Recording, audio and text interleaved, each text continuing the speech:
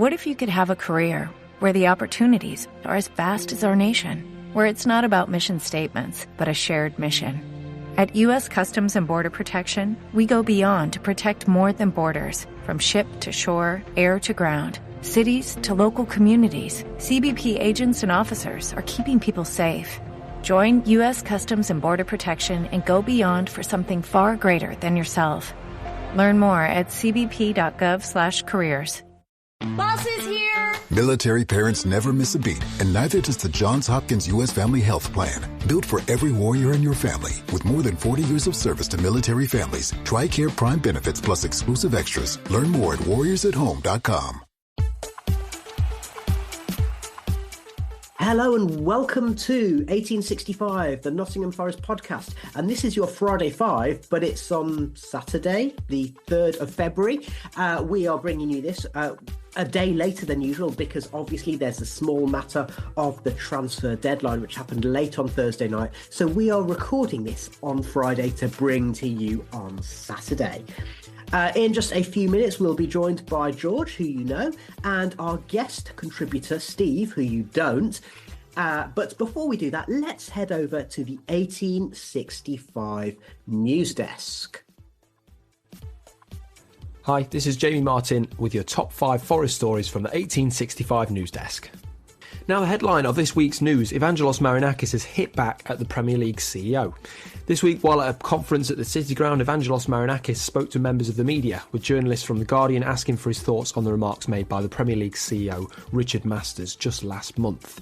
In January, while at a committee hearing, Masters used the term small clubs while discussing Forest and Everton's PSR breach charges, citing major concern over the CEO's respect for all the clubs in the league and causing anger amongst the fan bases of the aforementioned teams. Masters has received criticism from the Forest owner, who described the remarks as inappropriate and highlighted the size of both Everton and Nottingham Forest, despite being called small clubs. Nottingham Forest have 2 Champions Leagues and Everton have never been relegated from the Premier League. And also in this week's news, the City Ground has hosted the Nottingham Conference, hoping to share a powerful message. Before Nottingham Forest's recent fixture against Arsenal, the City Ground hosted some of the game's most iconic faces in a conference that aims to fight racism and improve gender equality. The conference, known as the Nottingham Conference, which is taking place this week at the stadium with the likes of Thierry Henry, Lewis Graben and Cat Craig all in attendance at the conference, in partnership with Hertford University, which has a long-standing relationship with Forest sister club Olympiakos, and the Lyon Foundation. Nottingham Forest aim to achieve landmark agreements on measures to fight against racism and gender inequality within the game. Such measures will not only be implicated by the Nottingham club, but also submitted to governing bodies and other European clubs. Nottingham Forest owner has championed the conference as a means to create a better experience for fans within the game and help rid the game of racist and sexist actions. Now, the third news headline this week, Orel Mangala has joined Olympique Lyonnais on a permanent move. Nottingham Forest star Orel Mangala has joined Ligue 1 side Olympique Lyon on a permanent move after a successful year on Trentside.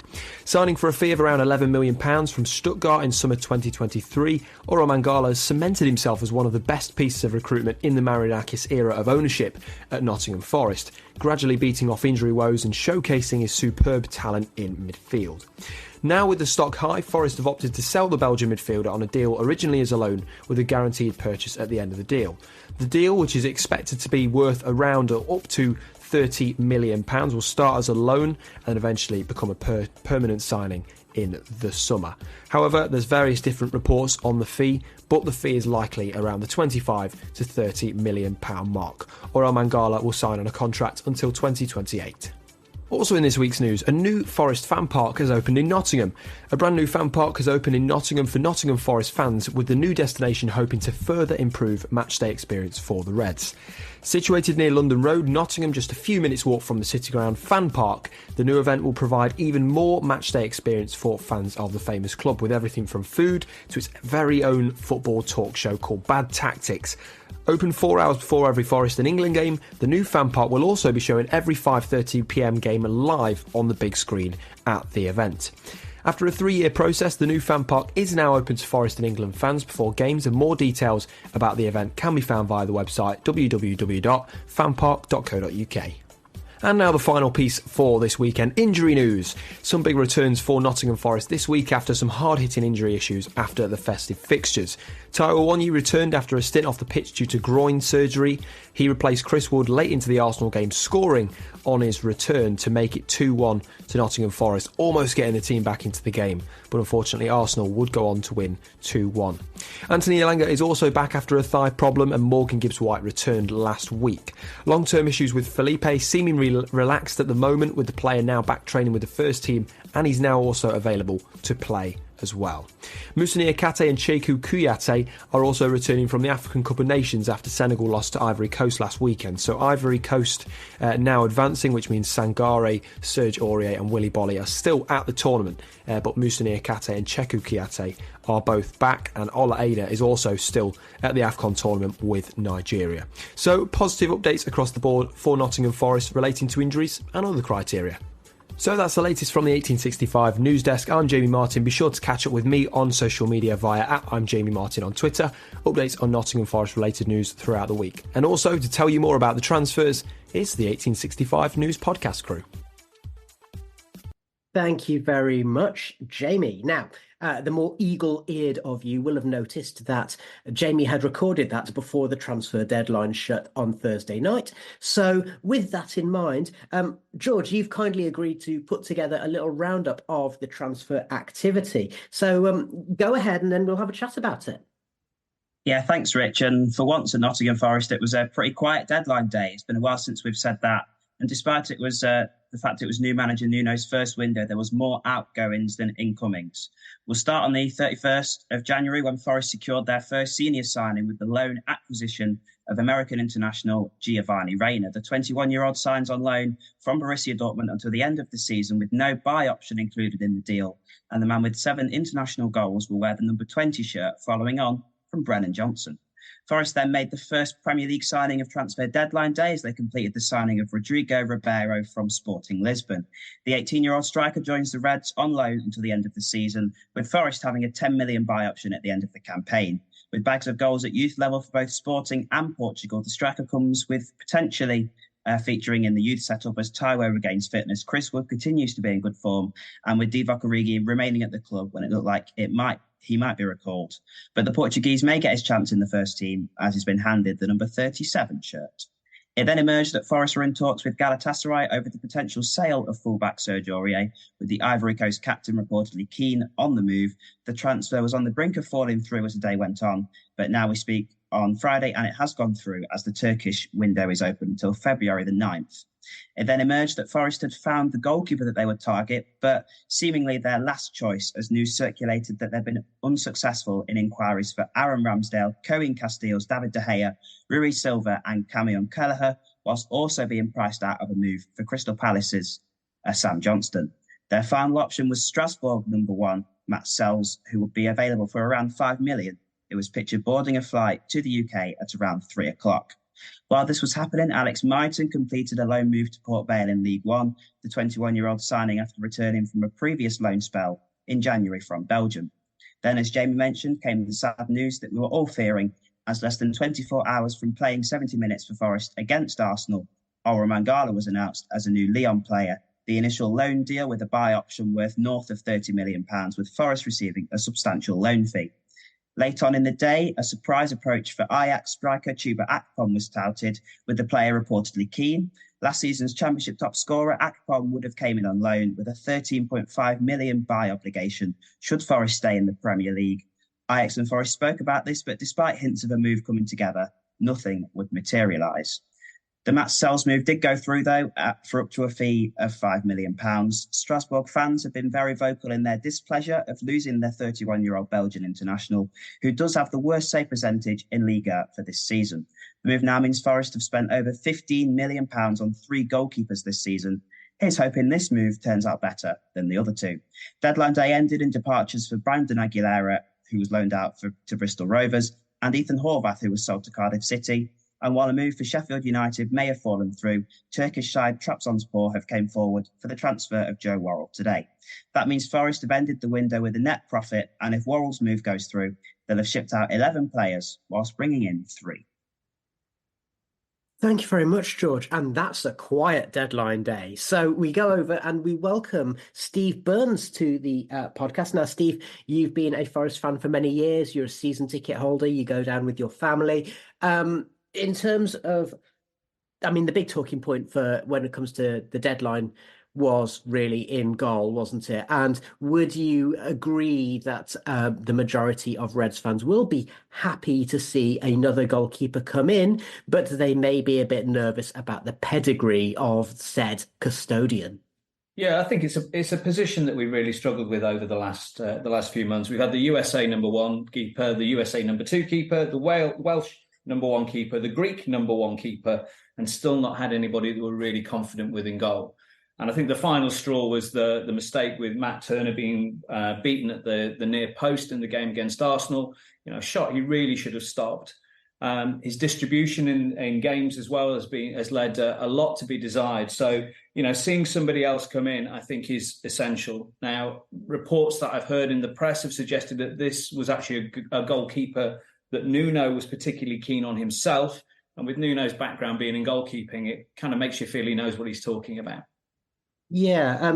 Are you nervous, Steve, about the fact that Newcastle fans didn't have anything good to say about him? Or are you taking some reassurance from the fact that was quite a few years ago at a time when Newcastle were nothing more than a hot mess? Yeah, it was 6 years ago. It was in the Championship, and that's obviously a very physical division to play in. Since then, he's had 6 years playing in other teams, other circumstances, and has actually been keeper of the season in League One as well. So, I'm reluctant to write players off before they arrive. I've done that before. So let's see what happens when he comes in. And to be honest, I don't think it could be any worse than some of the options that we've had. And George, you mentioned it earlier. We've spent £15 million on three keepers. The initial plan was to spend £15 million on Dean Henderson, and that didn't work out for various reasons. You buy cheap, you buy more than once, don't you? Yeah, that's turned out to be the case. And now we've got three goalkeepers at a very similar age on similar contracts. So it does leave Forest in a sticky position. And if Matt Sells turns out good, then that gets them in the right place. But if in the summer it doesn't work out and they're still looking for a first team keeper with these three on the books, it does put them in a very sticky situation. I was looking for the stats as well. And I know this is really all we can go off because we don't know that much about him. Although I have seen a sort of video on him on YouTube. And the last one I saw was a Brice Samba, and he turned out all right, didn't he? So let's hope he can continue in a similar vein. But I found a stat, and it was goals prevented. Matt Turner's on minus 5.45. Odysseus is on minus 4.15, and Sells is on minus 4. So it doesn't seem like that much of an upgrade on the stats, but that's not writing him off just yet. And of course, Steve, a keeper's only really as good as the defence he's got ahead of him. We all love Murillo. We see a lot of promise in Omobamidele. The fullback positions we're slightly less certain about. So, really, you need a keeper to be commanding, but you also need a defence to repel the opposition, don't you? Yeah, and I think it's fair enough to say that our fullbacks haven't shone with glory when it's come to defending. Montiel's mistake, obviously, in the Arsenal game this week led to the second goal. And then we look at some of the other games, particularly Luton, where we conceded late on. There could have been a better cover there from the wing backs on that one. So, yeah, I think we need to get better at being a unit. I think we've actually missed a bit of maturity in centre-back as well with having the two young centre-backs in position. Having the likes of Felipe in last year really kind of steadied the ship.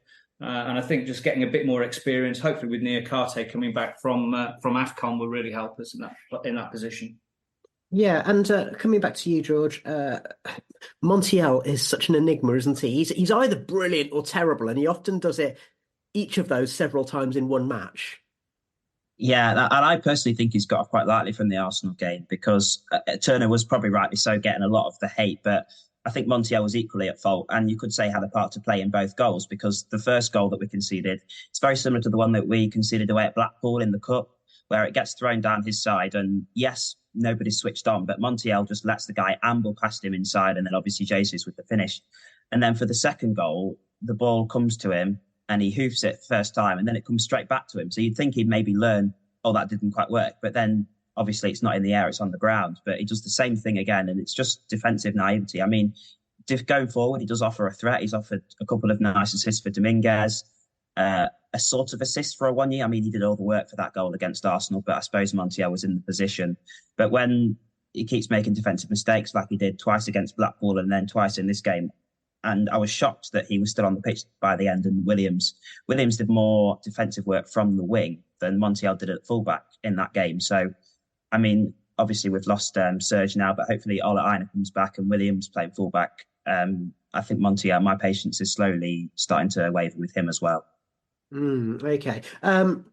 And of course, let's just remind ourselves at the start of the January window, everyone was going, "Oh well, Montiel's going to be sent back," and Nuno clearly sees something there. Steve, just last thing on the topic of goalkeepers before we move on to a couple of other bits and pieces.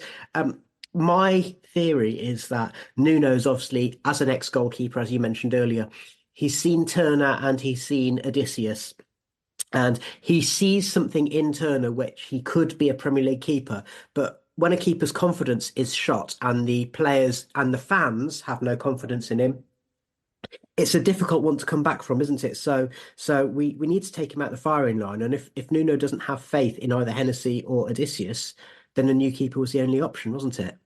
Yeah, and I think the nervousness around the City ground every time the ball goes back to Turner, you can hear it in the air. And, you know, no matter how confident you go into a game, if you hear the crowd making those kind of noises early on, it's going to play on your mind. You know, the mistakes that we've seen from him, particularly with his distribution. And let's be honest, we were absolutely blessed when we had Samba with his distribution. We didn't really know what we had until it had gone. But now seeing that with Turner and hearing the collective gasps around the stadium, it's not going to be doing him any favours. Okay. Just a quick word on some of the others. Obviously, in the attacking positions, the other two players who've come in, we've got Gio Reyna and Rodrigo Ribeiro. Ribeiro seen as one for the slightly longer term. But George, what do you make about Reyna? Is that just a bit of showboating with the Jorge Mendes connection? It looks to be that way, doesn't it? I think it's a signing Forest had to make because in the wings, we've had Elanga absent, and while he's been gone, we've had no threat on the wings. Dominguez has done a decent job, and Williams, who's naturally probably a more attacking player than he is defensively, doing the job on the wing. But ultimately, Hudson-Odoi's not hit the heights we'd hoped. And if Forest could get a signing like this, pretty Hollywood, if you say, then it's good going. I mean, he's made consistent substitute appearances for Borussia Dortmund, and you're no slouch to be doing that. So. And 24 international caps as well. I think all we want from him really is just for him to show a bit of confidence, show a bit of belief in himself, which maybe Hudson-Odoi kind of lacks. And as long as he comes with that attitude, then I'm sure he'll succeed. And hopefully he does far better than the other American that we've got at the club. And it's an interesting one, really, because like you say, I think everyone's looking for a bit of a win-win, aren't they? So if Reyna gets form back, he's a winner, and it's a winner for Borussia Dortmund, and it's also a winner for Forest in the short term. Are you surprised to see Brandon Aguilera go on loan to League One in return? I suppose that probably paved the way for him to go, didn't it? With Reyna coming in, then Forest felt comfortable for Aguilera. And maybe the sort of hint of first team football that he's been getting over the last few weeks maybe wanted Nuno and him to desire him to get more. And I don't think you can either guarantee him or expect him to perform on a consistent level in the Premier League, being as young as he is. So I think Forest did well sending him out into League One. It's a very physical league. I mean, he's probably going to be wishing that he was playing teams like Bristol and Brentford every week. But I think it'll be a good experience for him, and hopefully he can flourish and then provide for us next season. Steve, he'll need to get on the protein shakes, won't he? Oh, definitely. I mean, I think there were signs in the FA Cup matches that he played at just how slight he is. He was getting very easily pushed off the ball. So, you know, hopefully being exposed to a more physical form of football means that when he comes back, we've got somebody more ready for playing. And we saw Brennan Johnson go on loan to League One and come back a completely different player, how strong he came back. And obviously it's not for a full year, but that's something that hopefully Aguilera can take on as well. Okay, just sticking with you, Steve. Obviously, we heard from Jamie about Orel Mangala. Is that as a fan, do you think it's a good move or not to weaken the team in pursuit of getting a significant profit when that loan becomes made permanent? I think it's that difficult balancing act, isn't it? Of, you know, we've been able to pretty much triple our money in 18 months, and that's got to be good business. And in terms of balancing, you know, the spend that we've had over the last couple of seasons, that has to be taken into consideration. Mangala clearly made quite a slow start to coming into the squad, but this year he's by far and away been our most consistent player. I'm, for one, very disappointed to go. I actually have a friend who's a Lyon fan who's been singing their demise all season and rang me up to say, well, who's this Mangala that's coming? I've not heard of him. And my initial response was, well, hands off, you can't have him. But that's all gone through now. I mean, we wish him well. He's been a great servant for us for the last couple of seasons. But yeah, definitely sad to see him go. And staying with you, Steve, talking of servants, word is that with the Turkish window still open, that Trabzonspor are interested in Joe Worrell. Are you expecting to see the club skipper leave the City ground? I'm expecting him to leave, but I'd be surprised if he went to Turkey, if I'm being honest. Clearly, there's a desire for him to move on and to play football again. But knowing how tied he is to this area, I'd be very surprised to see him go as far as Turkey. I mean, clearly that would be, a sad day for those of us that lived through the glory of the last couple of years, and particularly Wembley. You've seen the last few players from the 21-22 season disappear. But yeah, I hope for my sake, I hope this isn't the end of Joe Worrell. And George, on that topic, I mean, there's word about Sheffield United coming in and having Worrell as their kind of backup option if they didn't manage to sign Mason Holgate on loan. As it turns out, they did manage to sign him on loan. So Sheffield, obviously local, he could stay local. If I was him, would you not be thinking, yeah, actually, if I can't stay local, then I might as well go somewhere completely different? Yeah, I guess he wants to get himself football, and anywhere will do when you're a lad like Joe Worrell, who, I mean, in his career it took him a while to get first team football, but once he did, he was playing for a couple of years, and then coming into the Premier League, especially this season, it was probably a bit of a hit for him, not playing week in, week out, and you can't fault him for wanting that for himself. So I would be surprised, like Steve said, if he uproots and moves to a different country, Turkey. I can't imagine him speaking Turkish very well, but I really hope he can find somewhere that can really reignite his career, because he's been a fantastic servant to this club. It's brilliant having a club captain that's a Forest fan through and through. And like we're going to probably mention later, it was great to see Lewis Graben come back to the City ground, and those players always bring back a warm memory. And just quickly on Mangala, I just think the attitude that he's shown playing for Forest when he knew it would be his last game, not making the attention was all on him, because he could have, when he got subbed, taken up all the applause, made it all about him, but he just jogged off. And I think he's been a fantastic servant for the club. It's a loss for Forest, but we can only have happy memories about both him and Joe Worrell. And of course, let's not forget that Worrell is still at the club. So is Divock Origi, although the MLS window, it appears that that's where he's going. Nuno Tavares, there's some word about him going back to Arsenal, as well as, I say, there's a suggestion that Montiel might move at the start of the window. So not lots of outgoings, but not as many as we'd expect. Serge Aurier, I think that's probably about the wages I would have thought. Just last word on Joe Worrell to you, please, Steve. He's 26 years old, I think 27 now. Do you think it's reasonable for Forest to kind of say, well, he's at a stage of his career where, as a defender, he's probably not going to add any more strings to his bow, and therefore maybe it makes sense to let him go somewhere else where he can get regular football, most likely in the division below? Yeah, and I think it's also about the here and now, isn't it? Recognising that he's a long way down the pecking order in terms of some of the defenders that we have in place. Whether he does manage to improve or not, we're needing players that can actually play now and can fill that gap now. So, if he does leave, then obviously it'll be a sad day, but we'll wish him well.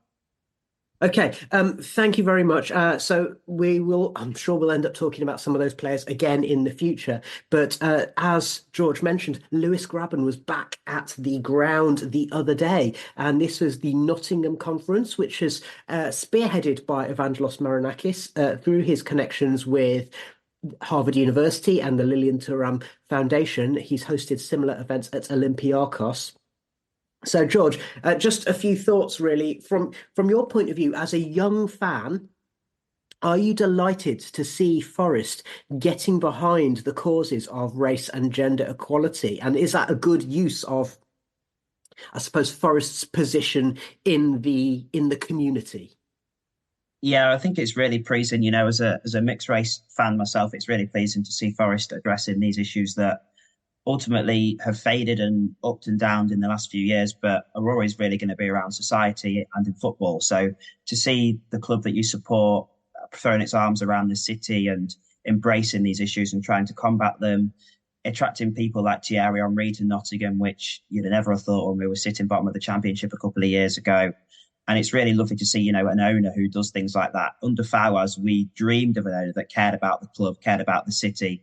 And Marinakis, although you can maybe fault some of his morals, he has came into Nottingham and really embraced us, really put us on the map. And, it's just everything that you'd want in a football owner. And these things like that, they just put your faith back into football, that it can be a sport for everybody. And I don't think we're there yet, but I think things like this will steer us in the right direction to get there. Now, in a few minutes, we're going to hear from Ellie, our other regular contributor, who also falls into the category of young Forest fan. And Ellie was at some of the Nottingham Conference because she is an ambassador for her game too. And she made the point that some of the replies to some of the tweets about the events show why such an event is required. Now, George, from your perspective, as you mentioned, you are mixed race, you're a young fan. Is that just posturing from idiots on social media, or is it really a sign that we need this kind of stuff to be going on? I think it's more prominent on social media because people can hide behind social media quite easily.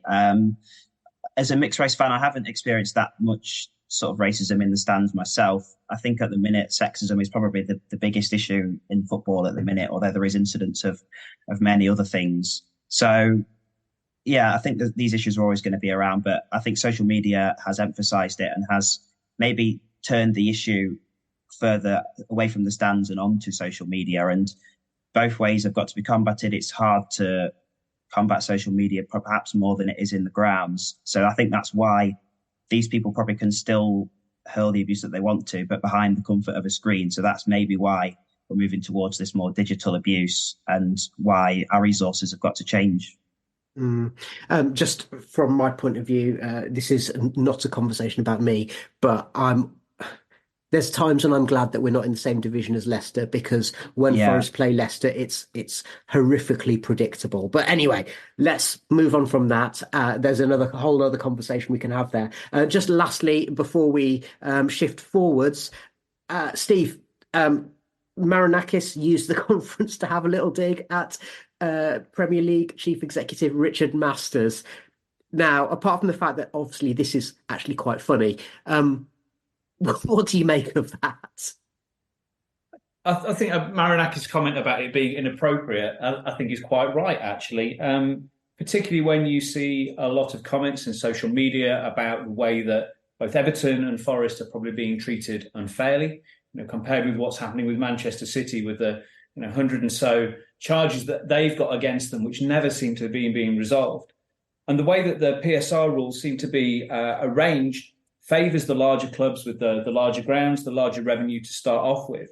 So it kind of feeds very much into that narrative of, PSR is there really to support the bigger clubs staying big and to help to prevent really the up and coming clubs from making that jump into the top six. So I understand the anger that there's been online around this one. I think it makes a lot of sense, really. And I mean, ultimately, it was a stupid comment made by somebody representing the organisation that the clubs have to be part of. But ultimately, George, I mean, Steve's got a point, hasn't he? Forest, the whole thing about the Brennan Johnson's transfer and when it went through is because Forest were trying to extract the maximum value from a saleable asset, which is exactly what PSR is supposed to be promoting. So it does seem that there's a little bit of twisted thinking, if we put it that way. Yeah, there's always going to be twisted thinking in the Premier League, unfortunately. I think Richard Masters' comments and his attitude said it all, because as so-called small clubs, we know where we are in the food chain. So we know that we've got to sell our assets like Brennan Johnson, like Orel Mangala. If the right price comes along, you see Brighton have done it. I mean, they've absolutely scammed Chelsea, to be fair. But you see all clubs all over the country do it because they know where they are. They know how they have to sustain themselves. And if you can get that extra 10, 15 million, that meant Forest could maybe sign a few more players in the summer. So the fact that they've done it yet, are being charged for it and had an open dialogue with the Premier League all the way along shows that there's something wrong with these rules. And the fact that Everton could be charged for the same thing twice in the same season over 2 different financial years really shows that the rules are broken and that, the so-called smaller clubs are being targeted, really. You're listening to 1865, the Nottingham Forest Podcast. 2024 is upon us, which means a packed schedule of FA Cup, AFCON, and of course, Premier League action. Beat the January Blues and watch every game with the atmosphere it deserves down at your local Green King Sports pub. Don't settle for a dodgy stream. If it's on the telly, it's on at your local Green King venue across a huge HD screens. Huge. If you download the Green King Sports app, you'll also receive 10% off every single drink whenever there's a game on, and you'll also be supporting us here at 1865, the Nottingham Forest Podcast. If you're doing dry January, then Green King venues also offer a range of low and no alcohol options, so you don't have to settle for a worse sports watching experience. We all have that friend who wakes up early to go get everyone McDonald's breakfast, while the rest of us sleep in. This is your sign to thank them. And if you're that friend, this is us saying thank you. Just a friendly reminder that right now, get any size iced coffee before 11 a.m. for just 99 cents. And a satisfying sausage McMuffin with egg is just $2.79. Price and participation may vary. Cannot be combined with any other offer or combo meal. Ba-da-ba-ba-ba.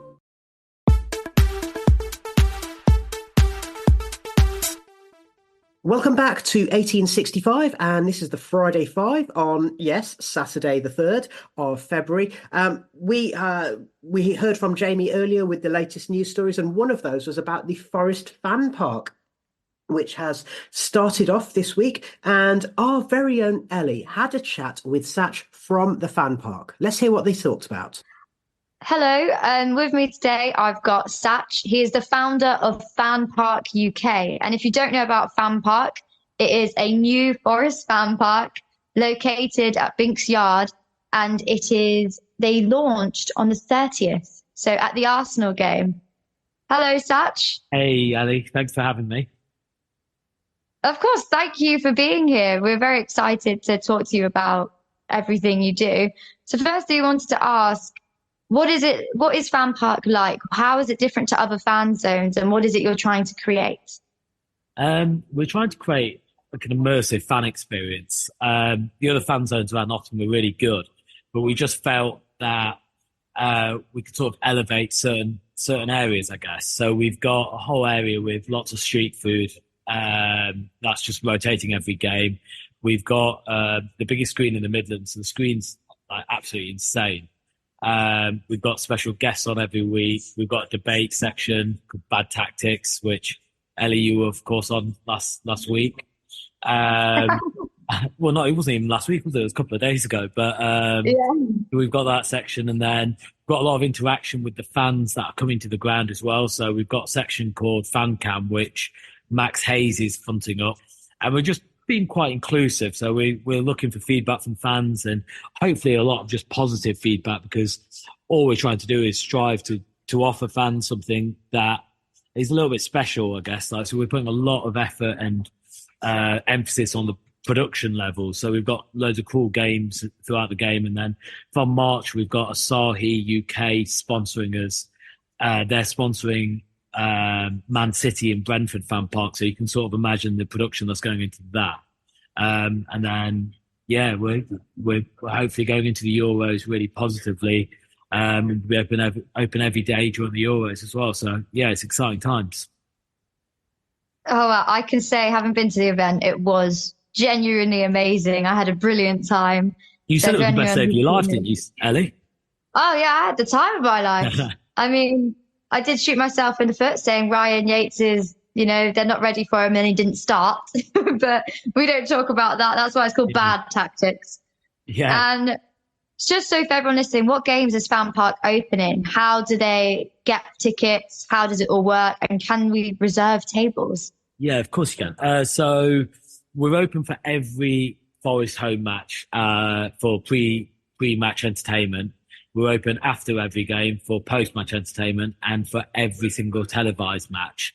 So the first televised match is a week on Saturday against Newcastle, so we'll be open from 11 a.m. Table reservations and free tickets are available on our website at fanpark.co.uk.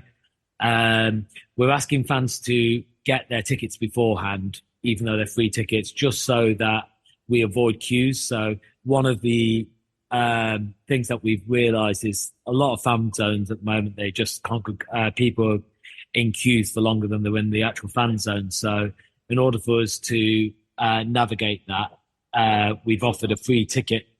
We're limiting that to the first 1,200 people. So those 1,200 people can get access to the fan park without queuing. Oh, wow. As well, for everyone else, what's the itinerary like? Because I know you said you've got entertainment. What is it that goes on before a Forest match or after and during a Forest match? So it changes every week. So we've got live singers in. The other day we had Just Ben in. We'll have bands on. We'll have singers on. Kieran Hardcastle is our main presenter alongside Max Hayes. So we've got fan cam. We've got question and answers with people from different Forest podcasts. And we always try and have an opponent. So we had Arsenal TV down for the Arsenal one and Arsenal fan reaction. We had 4 people representing those, and that was really good. That's during a section of bad tactics. We've got a section where we've got Forest fans that will, alongside the opponent side, will choose their perfect 11, which is what you were referring to with the Ryan Yates. And that's wicked. We've had some really interesting answers. And we've got happy hour either side of the match. So at Newcastle, the happy hour is from 11:30 until 12:30. And then post-match, it's from 7:30 until 8:30. We've tried to start the game really early and go on till late. Perfect. That sounds amazing. Thank you so much for coming on, and good luck with everything you do. So much. And if any fans want to get involved, just drop us a DM on our Instagram page at FanParkUK. We'd love to hear from you, and we'd love to see you down at Fan Park soon.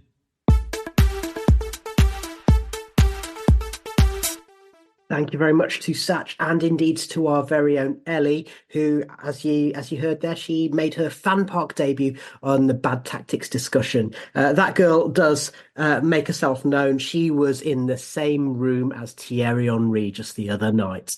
Okay, we will just finish off by talking about injuries. Steve, it must have been a massive relief when you saw Taiwo Awoniyi on the bench. I wasn't necessarily expecting him to play. I think needs must. Elanga back as well. Felipe. I mean, I have no idea how much Felipe is going to play, but it's good to see some of the senior players returning. And then, of course, Niakate and Kouyaté coming back from AFCON as well. So does this give you a bit of hope through what's been quite a difficult few weeks? Yeah, definitely. The last few weeks, it's kind of felt a little bit like we're clinging on. With Morgan Gibbs-White dropping out for those couple of games as well, who's clearly been pivotal to everything that we've had that's been good over the last few months. So, yeah, seeing Taiwo come back on at half-time against Arsenal, and immediately he made such a difference at the front, holding the ball up, causing the defender so much trouble. I'd forgotten really how good he was up front, and being able to get into his position to push the defenders around and score that goal towards the end of the game, gave us a little bit of hope for a few minutes that we might be able to bag a point. So yeah, it's fantastic seeing these players coming back in. I think it makes me more hopeful that we can start to gather some points, move up the table, and hopefully move away from the bottom 3. Yeah, George. I mean, for all that Chris Wood has been putting in some good shifts, there's a reason that Taiwo is the first choice number 9, isn't there? Yeah, there is. Taiwo just offers something that not many other strikers in the league can offer. I mean, the goal that he scored against Saliba and Gabriel, I can't think of maybe only Haaland that could score that goal. He shrugged them off like they weren't there. And he's 6'2". He looks quite broad, but you wouldn't think he'd be able to just do that to some big centre halves like that. So it's what we've missed. I mean, I've been quite vocal about my displeasure about the January sort of break that's happening and the lack of fixtures, but I suppose that's really helped us because we lost a bundle of players and slowly they're coming back. But I think you saw in the second half against Bristol how much Gibbs-White really is probably the key figure in that. And when he's got players like Elanga who if we're being honest, didn't look that fit against Arsenal, but at the weekend against Bournemouth, he's got a few days to regain that fitness. And Taiwo coming back with the signing of Raya as well.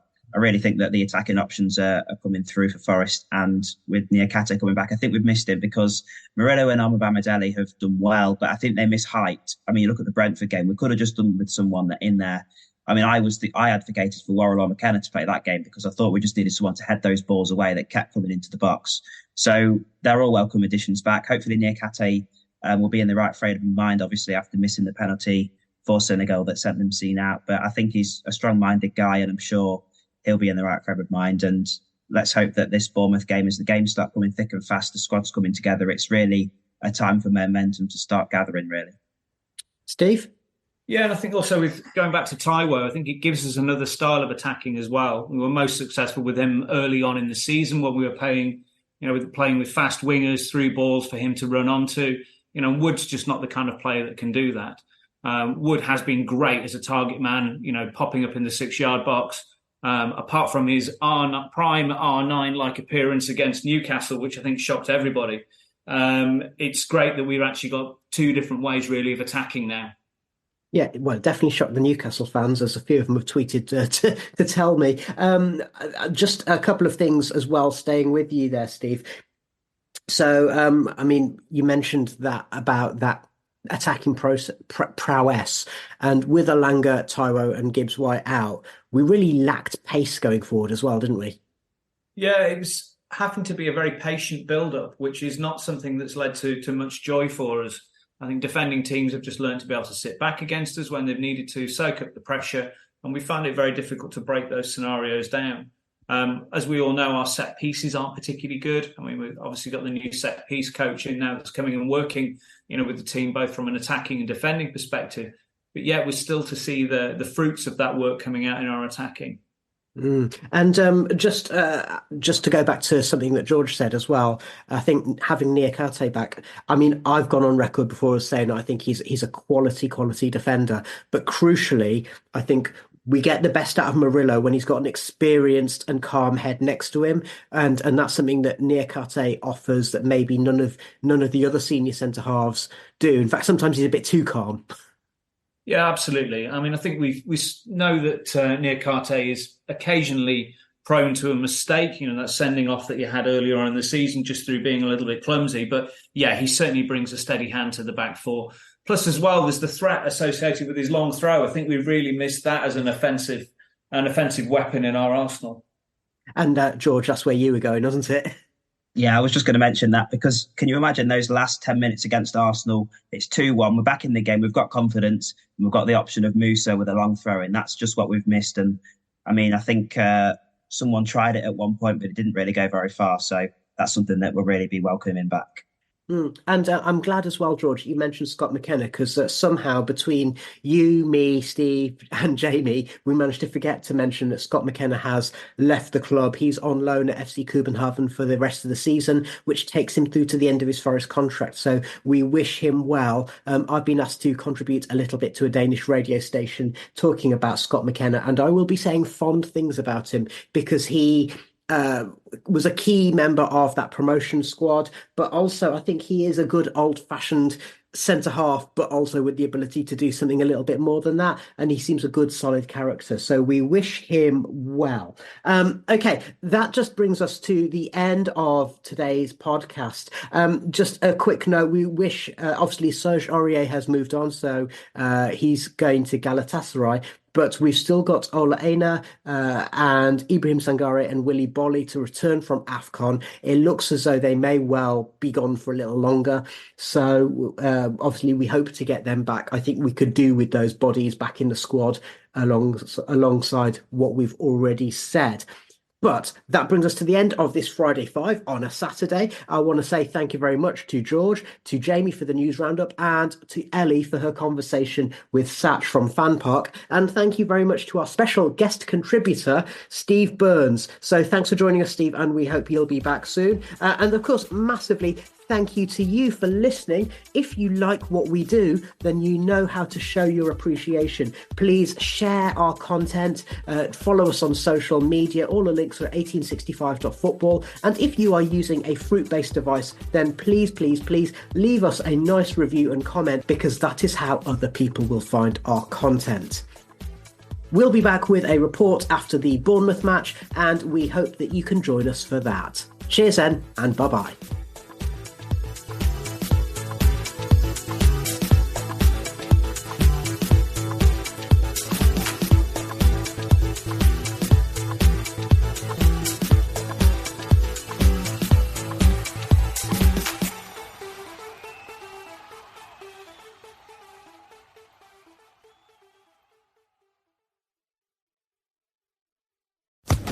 Social Podcast Network.